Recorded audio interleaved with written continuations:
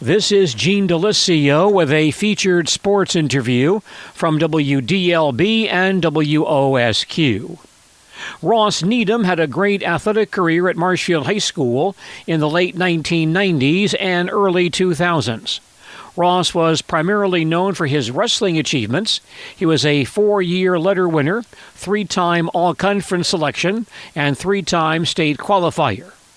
Ross earned 4th place at 135 at the WIAA Division I state tournament in 2001, and then won the Division I championship at 140 in 2002.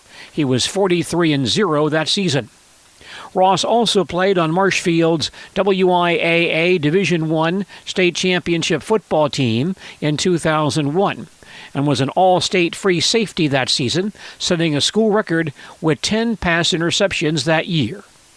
Ross is also a 2-time baseball letter winner and a WIAA Scholar Athlete Award winner in 2002. Ross then went to EW Lacrosse, where he was a 4-year letter winner in wrestling, earning a 3-year record of 109-41. Winning 3 WIAC championships and qualifying for the NCAA Division III tournament 3 times, earning a 3rd place award in 2006 and 4th place in 2007. Ross was inducted into the Marshfield Tiger Athletic Hall of Fame in 2012. It's a great honor. There's so many people have put in so much hard work that are in the Hall of Fame right now, and whether it was on the buildings and the grounds or as coaches or as athletes, so many people have put their heart and soul into what they've done, and especially into being a Tiger and being a Tiger athlete is something that I hold dear to myself, and it is a great honor. Well, it's hard to know where to start with you because you were a standout in at least a couple of sports, both football and wrestling. Let's talk about football first of all, and your start in football, some early memories you have about playing that game. Yeah, it goes back to Pop Warner, I think, when I was in 3rd or 4th grade, and always wanting to be the quarterback, and wanted to be on defense and be the linebacker, and wanted to be just like all the Packers that I was watching, and all the high school players that I was watching, and just some great memories there. And then going into middle school and being able to finally wear the orange and black and be a part and to play on Beale Stadium. And to be a part of a program, and really that's what it was. And I just wanted to be another player on the team and be a part of something, especially with Coach Ludke when he came here, and he was the only coach that I ever really knew and wanted to play for, and not have done anything to play and to compete for him. So it was just an honor to be out there playing for Coach Ludke. You said a lot of things tonight, Ross, about the coaching staff. What was it about that coaching staff that made playing for the Tigers so special?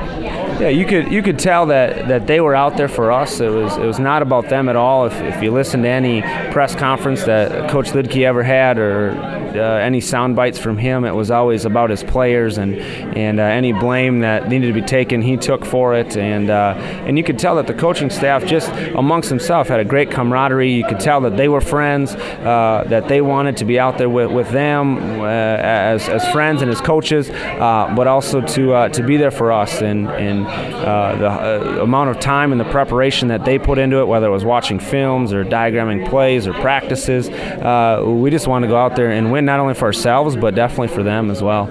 As you mentioned tonight, you were a quarterback coming up through the younger ranks. You lost out at varsity quarterback to a guy who was pretty good, Ben King, so made the move permanently to defense. Was that a tough adjustment for you at the outset?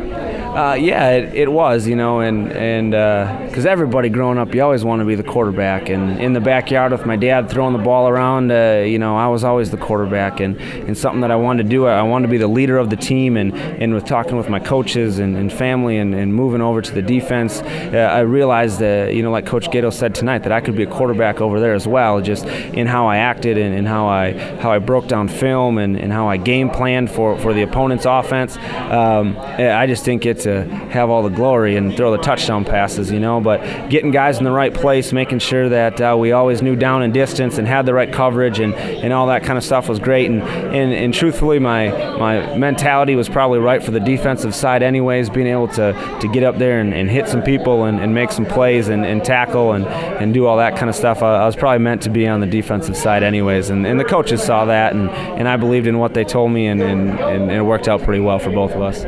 As you look back on it, was the defensive work as satisfying as you thought the quarterbacking would have been? Of course you want to see your picture in the paper and want to have your name as the headline, but when we'd go into games and knowing that our offense was going to put up a lot of points, and if we got anywhere close to a shutout, we were going to be pretty close to a victory, and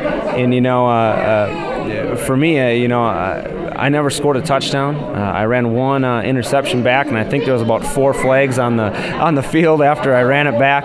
But getting the ball back into our offensive hands, so guys like Ben King could throw the ball to, whether it was Ott or Femmel or Geldernick could put up another 150, 200-yard game. We took pride in that as well. Well, Ross, tell us about the experience of playing football back then for the Tigers, a real milestone era of Marshfield Tiger football. What was it like to be a part of those very successful teams? Yeah, I remember getting moved up to the varsity when I was a sophomore to go through the playoff run with them, and being in the locker room with about 6 or 7 other sophomores that got moved up. And when Coach Ludke came in, and the whole place went silent, and all of a sudden, right towards the end, everybody started to buckle up their chin straps, and I started getting goosebumps. I didn't know what was going on, and all of a sudden, Coach Ludke right at the end just asked the question, can I trust you? Can I believe in you?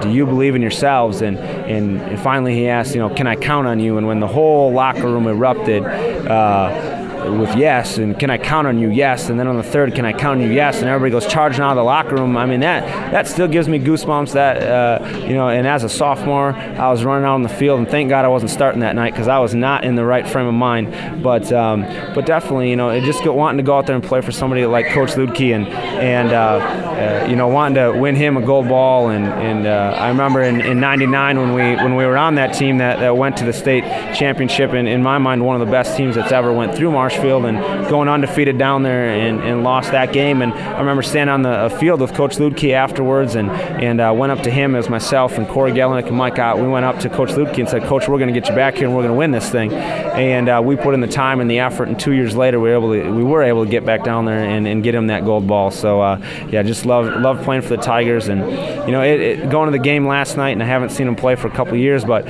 not seeing the traditional black helmet with the orange face mask and having some stickers on it, it didn't feel right at first, but it was definitely something that I got used to. Tell us about some of the guys you played with and what they meant to the success of those teams.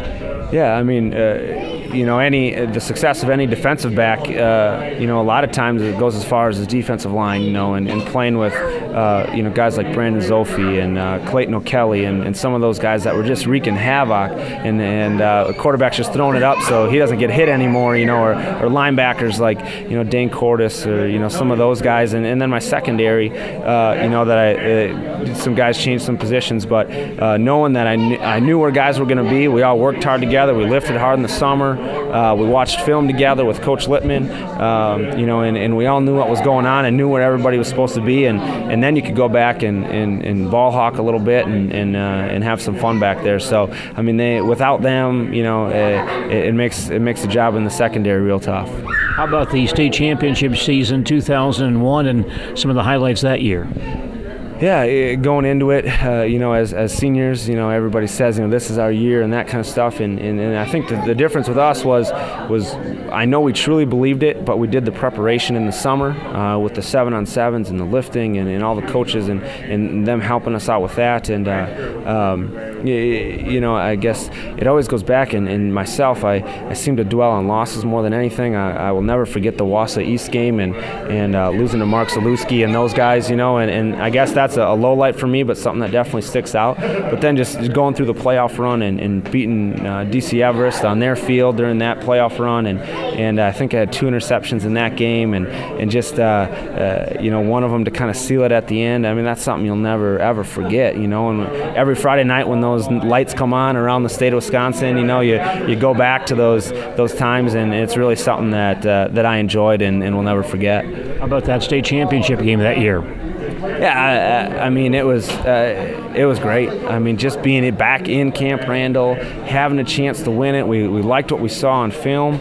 We thought that we matched up well against them. Our offense struggled a little bit to begin with, but once they got used, I think, to the confines and the field conditions and all that kind of stuff, they started to take hold, and our big offensive line started pushing on them, and Tremper was tough. I mean, I remember one play where they kind of caught us off guard with a little bit of a reverse, or I'm not sure if it was a reverse or like a running back screen or something right up the middle. I just remember it was me and another guy, and that was about it. And behind me was 15 yards into the end zone, and just remember making that tackle and keeping us in the game. And when Brian Carter picked off the ball and ran into the end zone, that was, and it kind of sealed it. That was great, standing on that field and knowing that we were going to get pizza on the way home, and deer hunting was the next morning. That's as fast as my mind was going. So. Well, Ross, you're certainly well known as a football player, but probably better known for your wrestling work, as state champion as a wrestler, and I want to talk about your wrestling career as well. How about some of your early memories as a wrestler? Yeah, I grew up around the sport, with my dad being a coach and being a wrestler himself, a collegiate wrestler. My first pair of shoes were wrestling shoes, and grew up around the sport and wanted to be around those guys. And, I think I've climbed up the stairs going to that Marshfield wrestling room more times than I can even count or even want to think about. But spent so much time in that wrestling room, and whether it was little and the youth wrestling and being up there and going to youth tournaments, and my parents were great. They put me around the sport. They didn't force it on me. I wrestled about 5 tournaments a year when I was in youth wrestling. There are other kids wrestling 20 to 30 tournaments. I'd wrestle 5 a year, and just to get that competitive edge going again. But yeah, and it was always just my dream to grow up and win a state title and be a collegiate wrestler. And so yeah, it started when I was young and loved every second of it. Were there some things about the sport as a young kid that you really enjoyed? Yeah, the team sports were great, but being a perfectionist, I really enjoyed the idea of the one-on-one part of it, and not having to rely on a team. Yeah, there's a team component to it, but definitely knowing that it's up to me and the other guy, and we're going to decide this on the mat. I really enjoyed that. There's obviously some difficulties with it, as far as all your buddies are playing basketball, and here you are, watching your weight a little bit, or dieting, or and all the stigma that comes with that, and having to push that aside, and knowing truly that you're wrestling for the love of the sport and you're doing everything right. And it was just tons of great memories. The fact you had a chance to wrestle in high school for your father, what did that mean for you? Yeah, it was great. It was something that not everybody gets to do. When I was a youth wrestler, he was my coach, and then when I was in middle school, I had some other coaches, and then my dad being my high school coach, it was great. And a lot of people think, well, that's all we talked about was wrestling, but it wasn't. When we got home, we'd talk about a little bit, maybe watch some film, but other than that, we had a life outside of wrestling, which was great. He's now become one of my best friends, and somebody that I can go to for anything. But definitely wrestling for him, and somebody that was around my weight class that I could work out with anytime that I wanted to. We had a wrestling mat down in our basement that we wore out, and I have my collegiate accolades and everything go right back to him. So it was a great honor and an awesome experience. Had a great successful career at Marshfield High School, a state competitor several times, and also a state champion in 2002. I think you were undefeated that year. Tell us about that year, what that meant to you, that 2002 season. Yeah, it was a great year, coming off of a state football championship and then going right into wrestling and having the goal of then being a state champ and taking fourth the year before left a real bad taste in my mouth. Wanted to get back on the mat. And had a great season. A couple close matches here and there that I was able to pull out really prepared me for the state championship. But one of the best things going through the whole season was we had a pretty darn good team that year, and I talked about wrestling being an individual sport and also that team sport, and for us to be competitive that way and pushing Rapids right to one of the last matches of the dual meet and packing the gym for that, and then going on to win a regional and then a sectional title and going to team state for the first time. I mean, that was amazing getting to experience that with all the guys that I'd started wrestling with when I was in first and second grade, and then winning an individual state title and then going on to compete at the team state and having that experience, winning our first match down there against Kokona was just was something that I'll definitely never forget, and it was just a great year. Can you tell us about that state championship match when you won that individual title? Yeah, it was a wrestler from Hartford who had been in the championship the previous 2 years and had taken second. I don't know if you'd take a straw poll. I don't know how many people would have probably had me penciled in as the winner, but that's all right. I like that. There was only a couple people probably in the Kohl Center who thought I was going to win, and I'm not sure how much of it was me. I had a couple of points in the match, but good back and forth match. Came right down to the end, and we knew that from scouting this wrestler that he had a particular move and he was waiting for me to hit a shot, and so I'd kind of went away from my offense that I normally would hit, and then just in the end just decided I'm just going to go for it and hit it, and if I get it, I get it. If I don't, I don't. And so I hit a great shot and was able to finish to go up by 2 and with about 15 seconds left, and was a little bit worried about getting reversed and tying up the match, and so I ended up giving them an escape and just kind of going into defensive mode and was able to win by 1, and just the excitement of looking up into the Kohl Center and seeing our 100 people from Marshfield up there and them all going crazy and able to run over and jump in my dad's arms, and was able to run up the stadium stairs up in the Kohl Center, give my mom a hug, and my grandparents for being there and everybody. I mean, that was one of obviously the highlights of my life. It has to be something that's very unique for an individual when you see so many young kids start the sport at 4 or 5 years old in these wrestling youth tournaments, as you mentioned, but so few get the chance to end their career on that note the way you do. Have you ever thought about how rare it is to actually be one of those few that come away and win that state championship? Yeah, it's something that I always dreamed of, and definitely wanted to happen. I believe in the preparation that I did, all the work that my dad and all my other coaches did with me, and the hard work from all my teammates, and I believe that I did all the right things. And a lot of people will dream about it, and that's what they want to do, but they're not willing to put in the work beforehand. And I was definitely willing to put in the work and make that dream become a reality. I often think about what would have happened if I wouldn't have taken that shot and he would have taken me down. I would have taken second, and how just much of and how much more different it could have ended. And I'm darn glad it didn't end that way. Well, you went on from Marshfield High School, TW Lacrosse, had certainly a very successful college wrestling career as well. Tell us first of all about the jump between the Marshfield Tigers, as good as that is, to go to UW Lacrosse and wrestle Division III wrestling. Yeah, growing up in the Wisconsin Valley Conference and all the competition from those schools definitely prepared me a little bit for the collegiate level.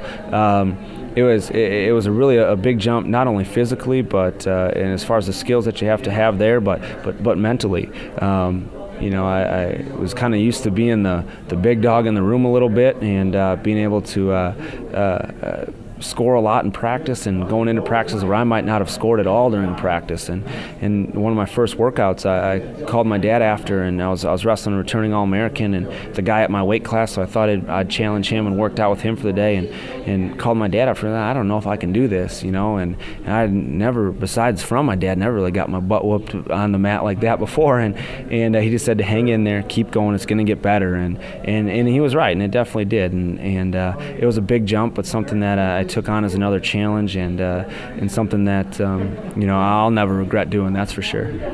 I've found following college sports over the years and watching guys or young ladies go from high school ranks to college sports, many of them don't stick it out, and many of them give it up in the first couple of weeks. When they get there and they're discouraged, they think, gee, I just can't compete on this level. Did you see a lot of that in where you were, and how did you overcome that and stick it out the way you did?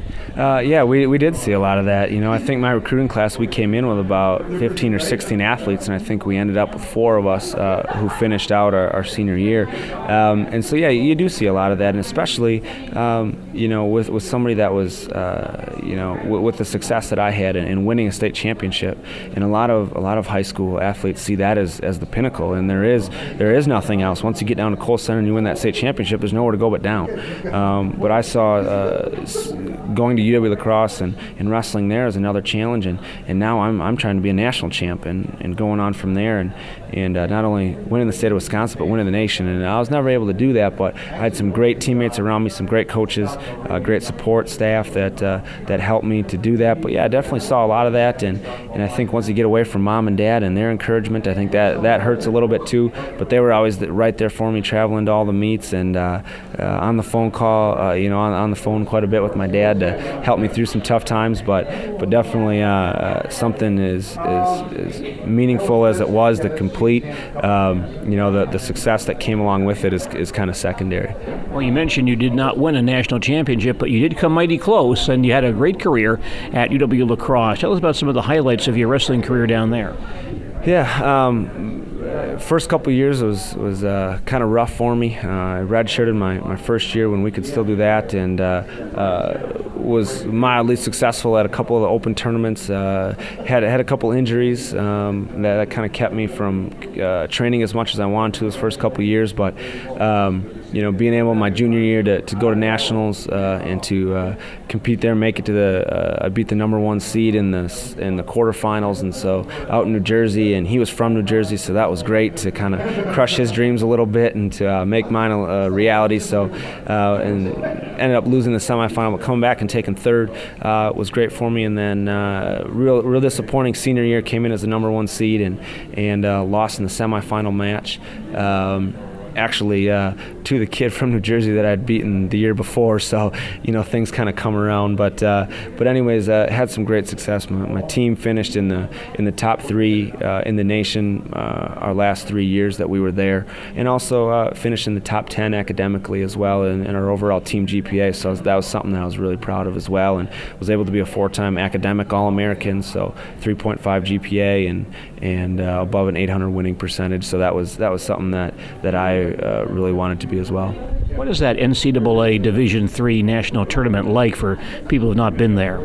Yeah, it's now with ESPN jumping on board with Division I wrestling for the last couple of years and seeing that, it's a lot like that. Obviously, a little bit scaled down, but they sell out every arena that they're in. We just had the NCAA tournament in La Crosse the last 2 years, and sold out the La Crosse Center for that, and had tons of people in there, and we bring in 170 wrestlers and all their teams and all their staff that come with it, and it's a pretty big event. They do it upright, and the NCAA does a great job no matter what division it is. Well, I'll tell you what, when you see those kids wrestling out there, you can't tell that they're not on scholarship, like some of the Division II and Division I guys, and they're wrestling just as hard as anybody else is. I had the chance after graduation to get a head coaching job on the high school level at Holman High School at a rather young age. What was it like to take over a very strong, big program like Holman?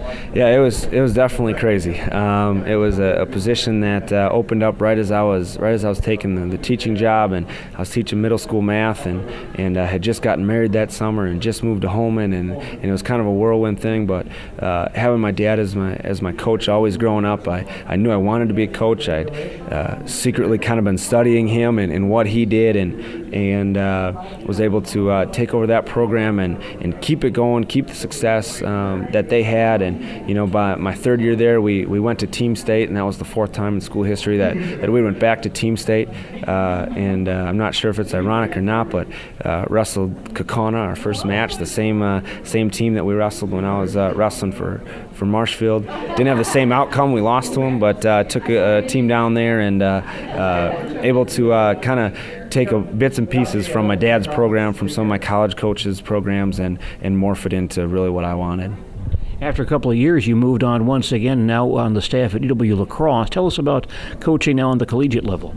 Yeah, it's great. I'm on campus full-time now, assistant wrestling coach, and then I work with the equipment. I'm the equipment manager and manage a staff down there. And so I love being around the collegiate atmosphere.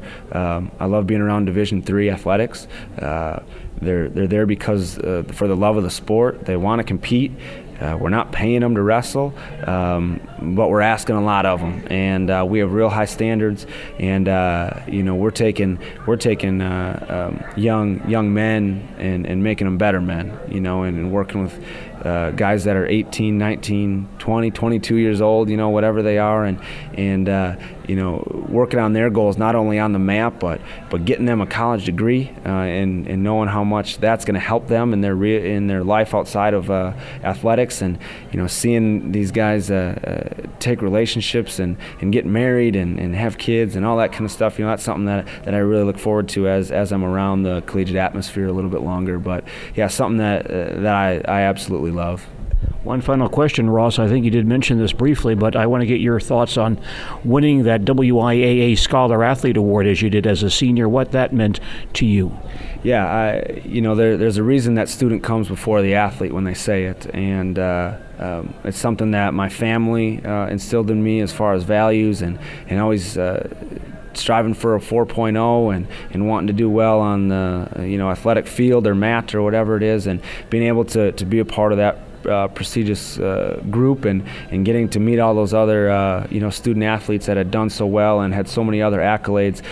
It was an amazing experience, and some of those guys I still keep in contact with, and just a bunch of great people. And I think it speaks to not only what I did, but what they do in the classroom and on the mat or the field or court or whatever it is. And the WIA does a great job with it and really makes it a first-class event. And it was a great experience and an honor that I hold pretty dear. Former Marshfield Tiger sports standout Ross Needham inducted into the Marshfield Tiger Athletic Hall of Fame in the fall of 2012. This is Gene DeLisio reporting for WDLB and WOSQ Sports.